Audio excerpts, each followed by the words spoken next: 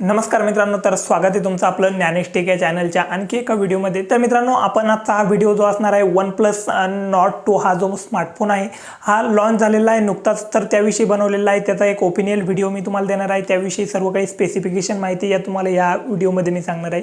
तर मित्रांनो, आजचा व्हिडिओ जो आहे तुम्ही लास्टपर्यंत बघा आणि संपूर्ण स्पेसिफिकेशन जे आहे ते तुम्हाला मी सर्व काही माहिती करून घ्या। तर मित्रांनो, चला चालू करूया। तर मित्रांनो, हा जो स्मार्टफोन आहे हा आपल्याला भरपूर चांगले स्पेसिफिकेशन आपल्याला बघायला मिळतं आणि याची किंमत जी आहे ती सुद्धा खूप चांगली ॲग्रेसिव्ह आलेली आहे। याची किंमत बेस वेरिएंट जे आहे ते 6GB 128GB त्याची किंमत आलेली आहे 27,999, म्हणजे आपल्याला 30,000च्या आतमध्ये बघायला मिळतो।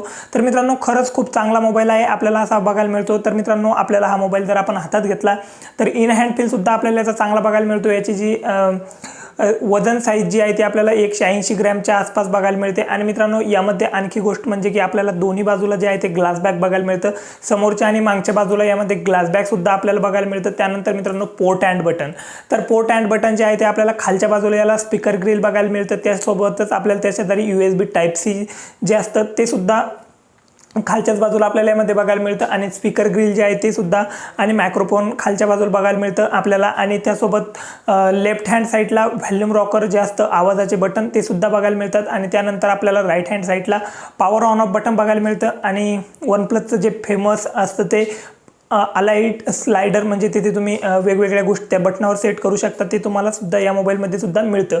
त्यानंतर मित्रांनो, यामध्ये जे आहे ते आपल्याला खूप चांगला असा मोबाईल बघायला मिळतो आणि याच्यात अशा चांगल्या गोष्टी आणखी आहे। तर मित्रांनो, आपण आता बघूया आतमध्ये मोबाईलच्या स्क्रीन। तर मित्रांनो, स्क्रीन जी आहे आपल्याला 6.43 इंची FHD+ ॲम्युलेड सुपर ॲम्युलेड अशी स्क्रीन बघायला मिळते। 90 हर्ट्ज रिफ्रेश रेट जे आहे ते या स्क्रीनचं आपल्याला बघायला मिळतं मित्रांनो, आणि खूप चांगली स्क्रीन मी म्हणेल की तुम्हाला आपल्याला यामध्ये बघायला मिळते। त्यानंतर मित्रांनो, स्क्रीन टू बॉडी रेशिओ जे आहे तो आपल्याला या ठिकाणी त्यांनी सांगितलेले नाही कोणता म्हणजे किती आहे, पण तरी पण जवळपास असा याचा एक अंदाज आहे की 91%च्या आसपास स्क्रीन टू बॉडी रेशिओ आपल्याला यामध्ये बघायला मिळतो।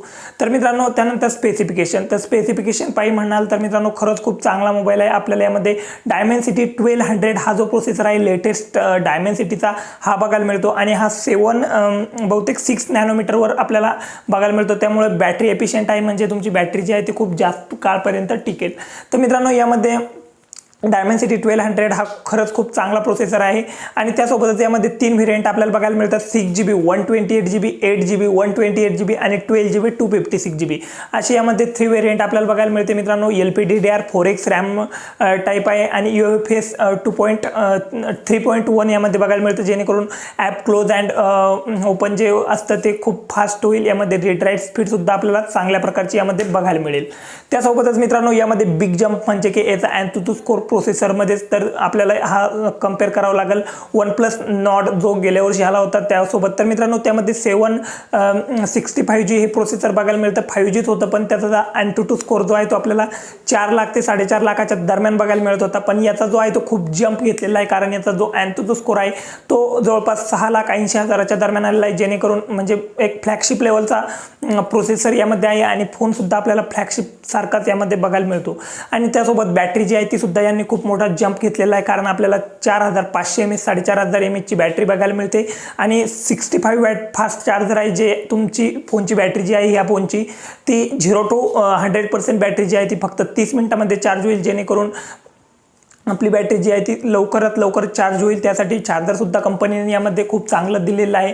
त्यानंतर मित्रांनो, OS आणि UI, तर मित्रांनो, OS जे आहे ते आपल्याला UI यामध्ये ऑक्सिजन UI बघायला मिळतं। मी म्हणेल की अँड्रॉइडमधील सर्वात चांगला UI हा आहे ऑक्सिजन UIचा असतो, क्लीन आहे, यामध्ये कुठेही तुम्हाला फ्री इन्स्टॉल जे ॲप असतात कंपनीचे ते बघायला मिळणार नाही, एकदम क्लीन आहे। आणि त्यासोबतच यामध्ये 90 हर्ट्ज फास्ट रिफ्रेश रेट असल्याने स्क्रोल करायला सुद्धा एकदम स्मूथ आपल्याला बघायला मिळेल। अशा पद्धतीने यामध्ये 90 हर्ट्ज रिफ्रेश रेट सुद्धा आपल्याला बघायला मिळतं। त्यानंतर मित्रांनो, कॅमेरा UI, तर मित्रांनो, यामध्ये कॅमेरा UI जे आहे ते थोडंसं आपल्याला कलर OS सारखं यामध्ये बघायला मिळतं, म्हणजे कलर OSच कॅमेरा UI यामध्ये त्यांनी वापरलेलं आहे। त्याचे जे ॲनिमेशन वगैरे जे आहे ते कॅमेऱ्याचे ते आपल्याला थोडेसे कलर OS सारखे बघायला मिळते। त्यानंतर मित्रांनो, कॅमेरा, तर याला आपण कंपेअर करू OnePlus Nord जो आला होता गेल्या वर्षी त्यासोबत। तर मित्रांनो, त्यामध्ये आपल्याला क्वाड कॅमेरा सेटअप बघायला मिळत होतं। 48 मेगापिक्सेलचं मेन सेन्सर होतं, त्यानंतर 8 मेगापिक्सेलचं अल्ट्रा वाईड, 2 मेगापिक्सेलचं मॅक्रो आणि 2 मेगापिक्सेलचं अल्ट्रा वाईड। तर मित्रांनो यामध्ये आपल्याला ट्रिपलच कॅमेरा सेटअप बघायला मिळतं। 50 मेगापिक्सलचं जे आहे ते यामध्ये सोनीचं सेन्सर आहे IMX766 हे सेन्सर आपल्याला यामध्ये बघायला मिळतं। त्यानंतर अल्ट्रा वाईडसाठी 8 मेगापिक्सलचा आहे आणि 2 मेगापिक्सलचा यामध्ये एक सेन्सर आहे मॅक्रोसाठी। तर मित्रांनो अशा पद्धतीने यामध्ये बॅक कॅमेरा सेटअप आहे आणि समोरच्या बाजूला आपल्याला 32 मेगापिक्सलचं सोनीचं IMX615 हा हे सेन्सर आपल्याला बघायला मिळतं। तर मित्रांनो कॅमेरा सेटअप जो आहे तो खरंच यामध्ये खूप चांगला आहे। बाकीच्या सेन्सर जाऊ द्या, पण जो मेन सेन्सर आहे मागलच्या बाजूचा सोनीचा 776 हा खूप चांगला आहे। मी याचे फोटो तुम्हाला काही स्क्रीनवर दाखवतो।